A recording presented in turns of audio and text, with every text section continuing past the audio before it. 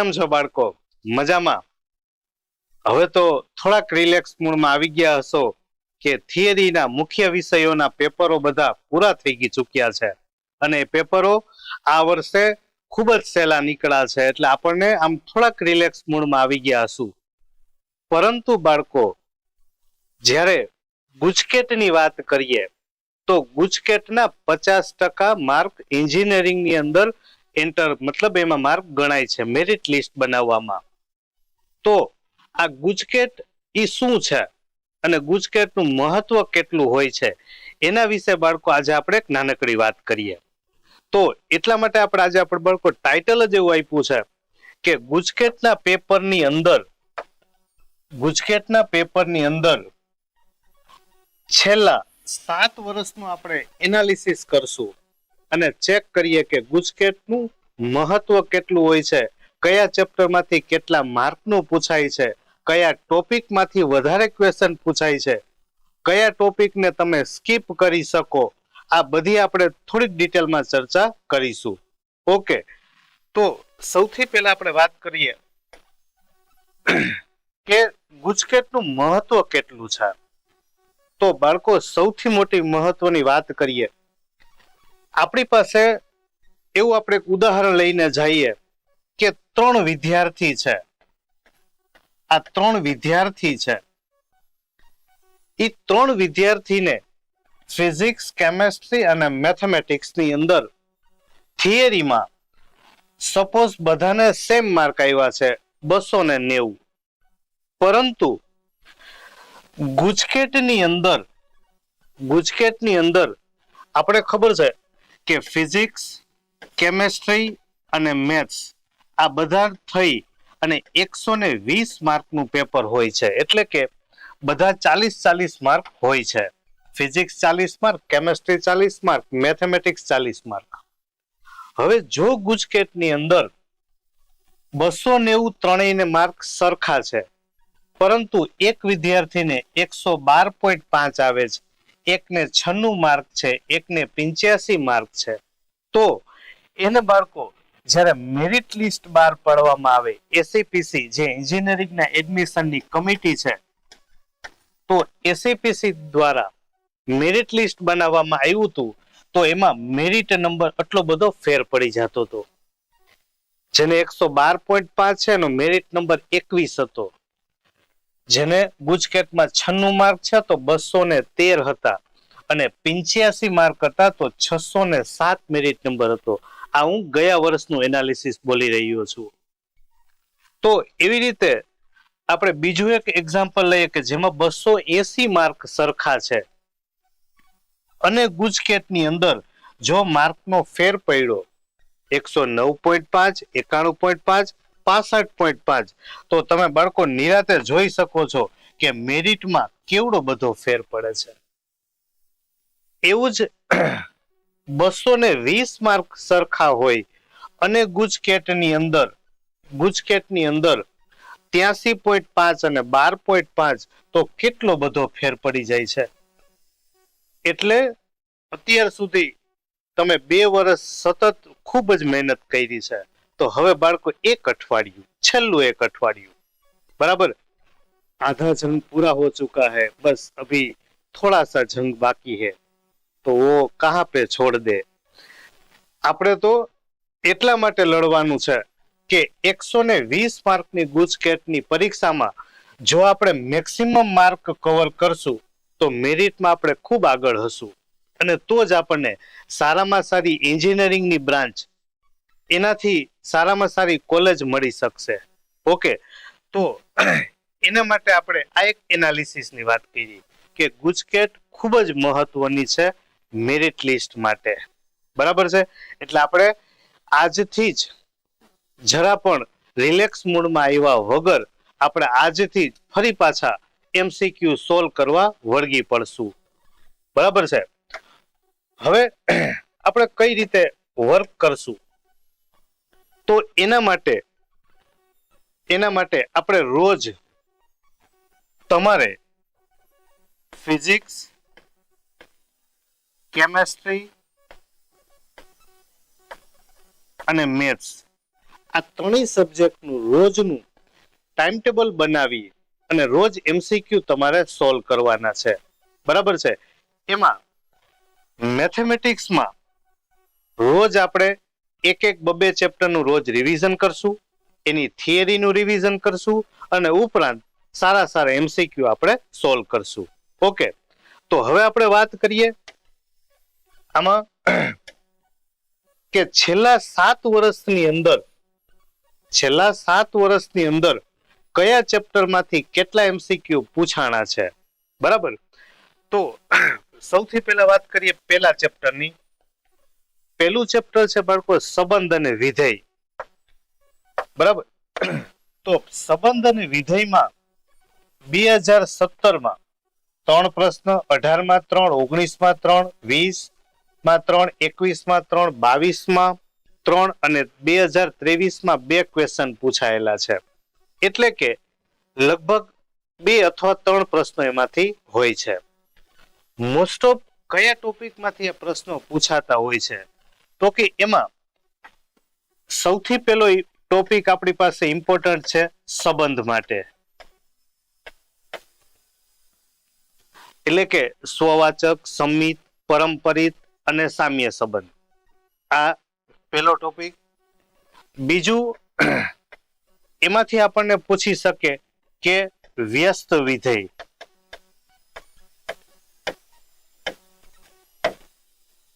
બરાબર, તો મોસ્ટ ઓફલી આ બે અને થોડા ઘણા અંશે વિધેયના પ્રકાર.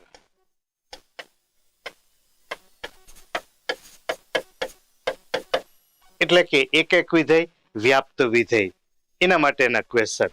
બરાબર, ચાલો બીજા ચેપ્ટરમાં વાત કરીએ. તો બીજા ચેપ્ટરમાં 3, 3, 3, 2, 2, 3, 3 એટલે ઓલમોસ્ટ 2 અથવા 3 ક્વેશ્ચન એમાંથી પૂછાય છે. તો એમાં કયા ટોપિકમાંથી વધારે પ્રશ્નો હોય છે? તો એના માટે સૌથી પહેલું પ્રતિવિધેયના ગુણધર્મો. પ્રતિવિધેયના ગુણધર્મો. બીજું, કિંમત આધારિત દાખલા. બરાબર, તો એમાંથી આપણને કિંમત આધારિત દાખલાઓ મોટે ભાગે આ 2 ટોપિકમાંથી જ પ્રશ્નો હોય છે. એની આગળ વાત કરીએ ત્રીજું ચેપ્ટર શ્રેણિક. તો શ્રેણિકમાં 2017માં 2, 2018માં 2, 2019માં 1, એવી રીતે 2020, 21, 22, 23 બધામાં 3 પ્રશ્નો પૂછાયેલા છે. બરાબર, તો આમાંથી આપણે કયા ક્વેશ્ચન ઇમ્પોર્ટન્ટ હોય છે, કયા ટોપિક ઇમ્પોર્ટન્ટ છે? તો એમાં સૌથી પહેલા શ્રેણિકો છે એનો ગુણાકાર. બીજું, આમાંથી આપણને એ ઇન્વર્સ મેળવવો, કે એટલે કે પ્રતિવિધેય માટે જે આપણે પૂછતા હોય એમાં આપણને વ્યસ્ત શ્રેણિક માટે પૂછાતું હોય છે. વ્યસ્ત શ્રેણિક માટે. બરાબર, વધારે ક્વેશ્ચન આ 2 માંથી હોય છે. પછી આપણને આમાંથી નાના નાના કોઈ ગુણધર્મ આધારિત પૂછી શકે. એની આગળ નિશ્ચાયક, ચોથું ચેપ્ટર. તો નિશ્ચાયકમાં એવરેજ તમે જોશો તો 3, 4, 3 અને છેલ્લા 2 વર્ષમાં 2 ક્વેશ્ચન પૂછાણા છે. બરાબર છે, તો ઓલમોસ્ટ 2-3 ક્વેશ્ચનની એવરેજ આવે છે. તો આ ચેપ્ટરમાંથી કયા પ્રશ્નો વધારે હોય છે? તો કે મોસ્ટ ઓફલી નિશ્ચાયકના ગુણધર્મોમાંથી. પણ આ વર્ષમાં રેડિયો સિલેબસમાં ગુણધર્મો નથી. ગુણધર્મો રેડિયો સિલેબસમાં નથી. તો બની શકે કે આપણને એમાંથી ત્રિકોણનું ક્ષેત્રફળ, વધારે શક્યતા એની છે કે ત્રિકોણનું ક્ષેત્રફળ, અથવા તો આપણે સાદુરૂપ આપો. સાદુરૂપ એટલે કે 3/3 નું વિસ્તરણનો દાખલો પૂછે, અથવા તો 2/2 નું વિસ્તરણનો દાખલો પૂછે, અથવા તો બની શકે કે ત્રિકોણમિતિના વિસ્તારમાંથી પૂછેલું હોય, બરાબર. તો આવા ટોપિક છે કે જે આમાંથી અગત્યના છે, પૂછી શકાય એવા. બરાબર. વધારે પડતું આપણે જાશું તો વિસ્તાર છે, 3x3 નું વિસ્તરણ અને ત્રિકોણનું ક્ષેત્રફળ છે.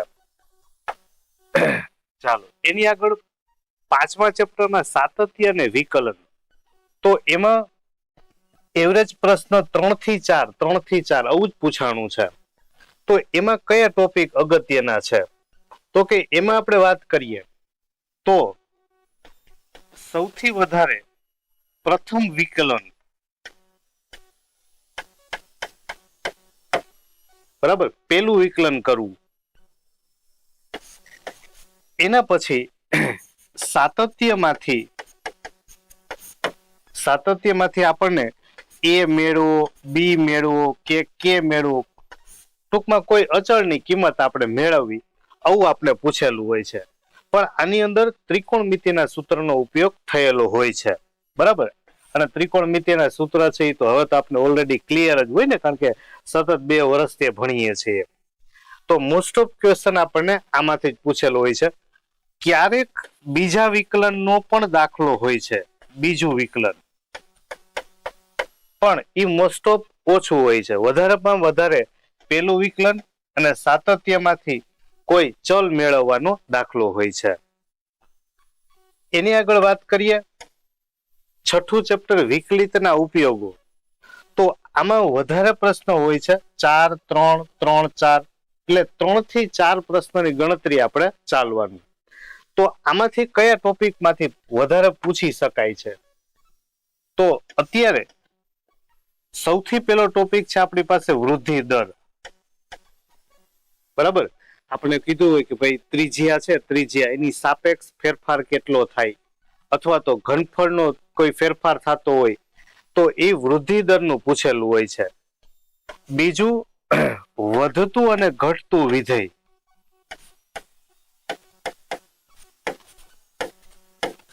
વધતું અને ઘટતું વિધેય કયા અંતરાલમાં વધે છે, કયા અંતરાલમાં વિધેય ઘટે છે, એટલે વધતા ઘટતા વિધેયનો દાખલો હોય છે. અને ત્રીજું જેની શક્યતા સૌથી ઓછી હોય છે એ છે મહત્તમ અને ન્યૂનતમ. મહત્તમ અને ન્યૂનતમ કિંમત મેળવવી, પણ એ ઓછું પૂછાતું હોય છે. વધારેમાં વધારે ટોપિકની અંદર જાય તો વૃદ્ધિ દર અને બીજું વધતું ઘટતું વિધેય, આ 2 ટોપિક તમારે એકદમ ક્લિયર રાખવા પડશે. એની આગળ વાત કરીએ 7મું ચેપ્ટર સંકલન. નામ આવે તાજ એમ થઈ જાય, ઓહો હવે આનું સંકલન કેમ કરવું. સારું, MCQ જ પૂછાય બધાય, કેટલા બધા સૂત્ર, કેટલી બધી રીત, શું પૂછશે કાંઈ નક્કી નહીં. પણ 2017, 18, 19, 20 આમાં તમે જોવા જાવ તો 8, 6, 8, 5, 6 એટલે કે ઓલમોસ્ટ 6 થી 8 પ્રશ્નો વધારેમાં વધારે પૂછી શકાય છે. અને 8 પ્રશ્નો પૂછાણા છે. એટલે આ ચેપ્ટરમાં તમે જરા પણ એમ ના કહી શકો કે આને આપણે સ્કીપ કરીએ, તમે જરાય એને છોડી શકો નહીં. બરાબર. તો હવે આમાં તો તમે ટોપિકનું પ્રિડિક્શન કરવા જાવ એ પણ આમ થોડુંક અઘરું છે. પણ સૌથી પહેલી વસ્તુ છે કે એને તૈયાર કરવા માટે પહેલું એકદમ સૂત્ર છે ને તમને બહુ સારા એવા આવડતા હોવા જોઈએ. બીજું, જો આપણે રીત વિશે વાત કરીએ તો એક સૂત્ર આવડી જાય પછી આપણે કોઈ પદ છે જેના બરાબર આપણે ટી ધારતા હોય છે, બરાબર, તો એમાં એક ધારણા કરવાના દાખલાઓ વધારે હોય. બીજું, વિકલન ગોઠવવાના દાખલા. વિકલન ગોઠવવાના મતલબ કેવું, તો કે છેદ છે એનું વિકલન તમે અંશમાં બનાવતા હોય, અથવા તો આપણે ખબર છે કે e⁻x અને કોઈ પણ પદ છે એનું વિકલન આપણે સરવાળામાં ગોઠવતા હોય. બરાબર. તો આવા જે પદના દાખલાઓ છે, બરાબર, કે જેમાં આપણે સૂત્ર આધારિત ગણેલા હોય છે. બરાબર. ઉપરાંત આંશિક અપૂર્ણાંક.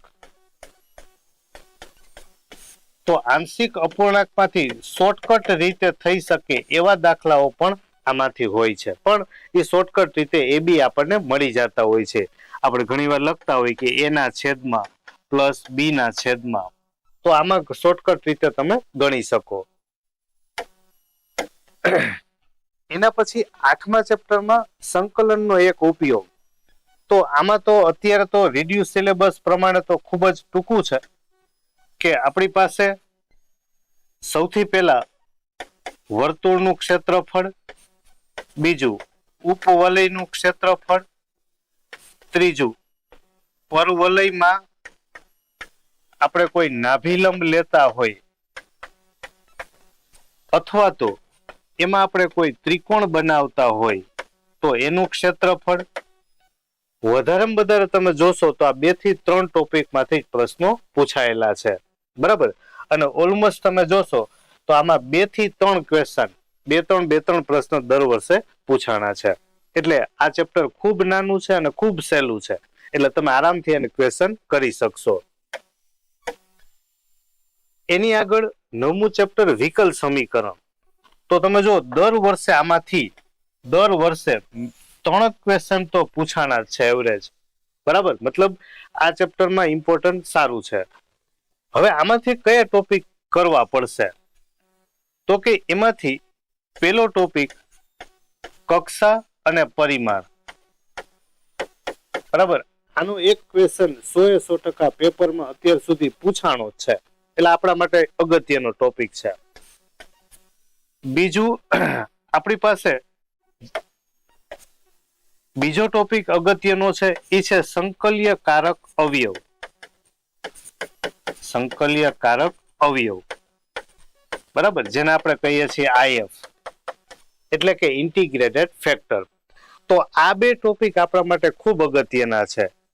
ત્રીજા ટોપિકમાં વાત કરીએ તો આપણને કોઈ સમીકરણ આપેલું હોય, સમીકરણ, તો એમાં આપણે 2 પ્રકારના પ્રશ્નો પૂછે કે સ્વેર અચળની સંખ્યા કેટલી, એ પછી ઉકેલ વિશિષ્ટમાં આપ્યો હોય આમાંથી.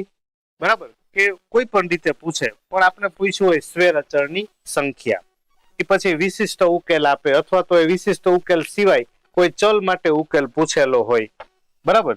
તો એ 2 માંથી કોઈ પણ ક્વેશ્ચન પૂછી શકે. તો 3 ટોપિક કક્ષા અને પરિમાણ, સંકલ્યકારક અવયવ અને સમીકરણમાં આપેલું હોય તો એમાંથી અચળ કેટલા હોય. બરાબર.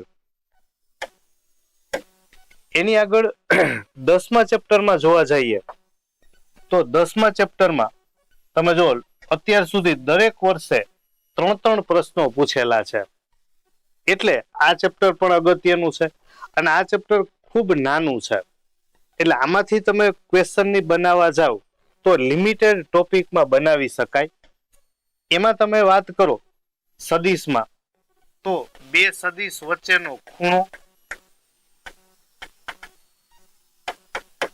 2 સદિશ વચ્ચેનો ખૂણો આપેલું હોય, એકમ સદિશ હોય. બરાબર. કોઈ પણ 2 લંબ સદિશો આપેલા હોય. બરાબર. ઉપરાંત 2 સદિશોનો ડોટ પ્રોડક્ટ, ક્રોસ પ્રોડક્ટ, એટલે કે ક્રોસ માટે આપણે લેતા હોય. તો આવા ટોપિક તમે કરી લ્યો એટલે આમાંથી 100% 3 ક્વેશ્ચન આપણને મોસ્ટ ઓફ આવડી જશે.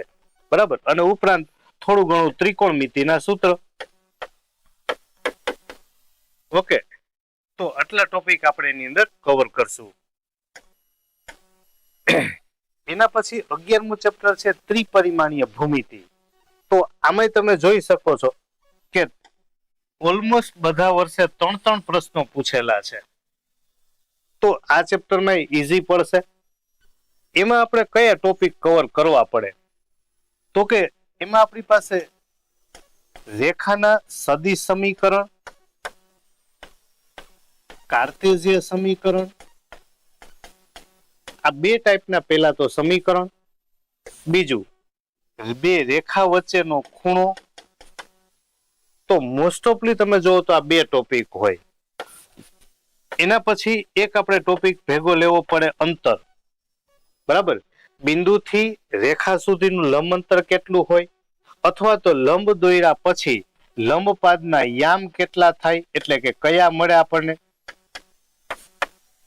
બરાબર. તો આ ટોપિક આપણે એની અંદર કવર કરશું ને આમાંથી જ વધારે પ્રશ્ન પૂછાણા છે. એના પછી 12મું ચેપ્ટર છે સુરેખ આયોજન. હવે આમાં તો એક જ ટોપિક છે, માત્ર આપણી પાસે જે કઈ ટોપિક આપેલા છે એમાં હેતુલક્ષી વિધેય એટલે કે ઝેડ, આનું તો આપણને સૂત્ર ઓલરેડી આપેલું હોય.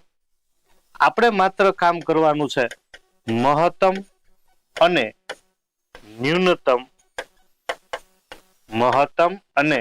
ન્યૂનતમ મૂલ્ય મેળવવું. બરાબર. અને ઉપરાંત થોડા ઘણા ક્વેશ્ચન છે એ થિયરીને લગતા હોય છે. બરાબર, કે ઇષ્ટતમ મૂલ્ય શું હોય છે, ન્યૂનતમ મૂલ્ય કયા બિંદુએ મળે છે, આવા નાના નાના ટોપિક એમાં લેવા પડશે. બરાબર. પણ તમને જે પ્રશ્નો હોય છે એ મોટે ભાગે આના જ પૂછાણા છે. પણ આમાંથી તમે જો તો 1 થી 2 પ્રશ્ન, મોસ્ટ ઓફ તો એક જ પ્રશ્ન પૂછાણો છે અને બહુ ઈઝી ચેપ્ટર છે. એની આગળ વાત કરીએ 13મું ચેપ્ટર. તો 13મું ચેપ્ટર છે સંભાવના. આ ચેપ્ટરમાંથી જે કઈ પ્રશ્નો પૂછાણા છે તો એમાં તમે જો દર વર્ષે 3 પ્રશ્નો પૂછાણા છે. તો સારું કહેવાય કે 3 પ્રશ્નો તો દર વખતે એવરેજમાં છે જ. આમાંથી તમે કયા ટોપિક કરશો? તો કે સૌથી પહેલું આપણી પાસે સૂત્રો એટલે કે 13.1 સ્વાધ્યાયની અંદર જે આપણે યોગ ગણ, છેદ ગણ, ડેશ માટેના, બરાબર, નિવારક ઘટના, નિશેષ ઘટના, આ બધા જ ટોપિક છે એના સૂત્ર આપણે એમાં લેવા પડે. અને જો દરેક પેપરની અંદર સૂત્રનો પ્રશ્ન હોય જ છે. એટલે પેલું આપણે કવર કરશું એમાંથી સૂત્ર. બીજું, આપણી પાસે જ્યારે આ 3 ક્વેશ્ચન હોય એટલે એકાદો તો સૂત્રનો હોય જ. બીજો કોઈ ક્વેશ્ચન બનાવે તો એમાં આપણી પાસે એની સાપેક્ષ બી એટલે કે કોઈ એક ઘટના બની ચૂકી હોય એની સાપેક્ષ બીજી ઘટના બનતી હોય, કોઈ આવા ટોપિક લીધેલા હોય છે. વધારેમાં વધારે આમાંથી પ્રશ્નો હોય. જો ત્રીજો ટોપિક આપણે લેવો હોય ભાગ પાડવા માટે તો પુરવણી સહિત અને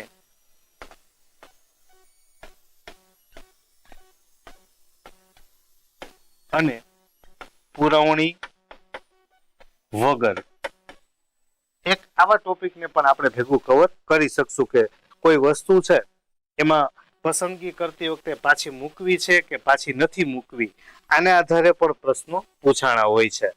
બરાબર. પણ તમે કોઈ પણ પેપર જોશો તો સૂત્રના એક ક્વેશ્ચન એમાંથી હોય જ છે. બરાબર. એના પછી વાત કરીએ તો એક ટોપિક આપણે ખાસ ધ્યાન રાખશું અને એ છે નિરપેક્ષ ઘટના. બરાબર. તો નિરપેક્ષ ઘટનાનો પ્રશ્ન છે એ પણ આપણને એમાં પૂછેલા હોય છે, કારણ કે એ સૂત્ર આધારિત એનો ઉપયોગ કરી શકાય. બરાબર. તો આપણે એમાં આટલા ટોપિકને ભેગા કવર કરશું. તો આ ચેપ્ટર વાઇઝ જેટલા પ્રશ્નો પૂછાણા છે એની એક યાદી છે. બરાબર. આ આખું બધા જ ચેપ્ટરોમાંથી આટલા વર્ષમાં પૂછાઈ ગયેલા પ્રશ્નોની યાદી છે. બરાબર. તમે આનો સ્ક્રીનશોટ લઈ લેજો. હવે આપણે આ બધા જ ચેપ્ટરોમાંથી જે ક્વેશ્ચન પૂછાણા છે, બરાબર, એને લગતા મુદ્દાઓની ચર્ચા કરશું. દરેક ચેપ્ટરની અંદર દરેકે દરેક પહેલા ચેપ્ટરથી શરૂ કરી, બરાબર, અને આપણે દરેક ચેપ્ટર છે એની પહેલા આપણે જ્યારે વાત કરશું તો દરેક ચેપ્ટરમાં આપણે થિયરી શીખશું, મતલબ એના સૂત્રો. બીજું, આગળના વર્ષોમાં પૂછાયેલા ક્વેશ્ચન છે એની વાત કરશું, એટલે કે ગુજકેટમાં પૂછાઈ ગયેલા છે પાસ્ટ ટેન્સના ક્વેશ્ચન એની વાત કરશું. બરાબર. ઉપરાંત ઘણા બધા એમસીક્યુ આપણે એમાં સોલ્વ કરશું, જેથી તમારે દરેક ચેપ્ટરનું રિવિઝન શોર્ટ ટાઈમમાં થઈ જશે. ઓકે. તો આની વાત આપણે કરી કે ભાઈ ગુજકેટનું મહત્વ શું છે, ગુજકેટ શા માટે એટલું ઇમ્પોર્ટન્ટ છે, અને દરેક ચેપ્ટરમાંથી આગલા વર્ષમાં કેટલા ક્વેશ્ચન પૂછાણા છે. ઓકે, તો આના માટે આપણે વ્યવસ્થિત આખી તૈયારી શરૂ કરશું. ઓકે બાળકો, થેન્ક યુ.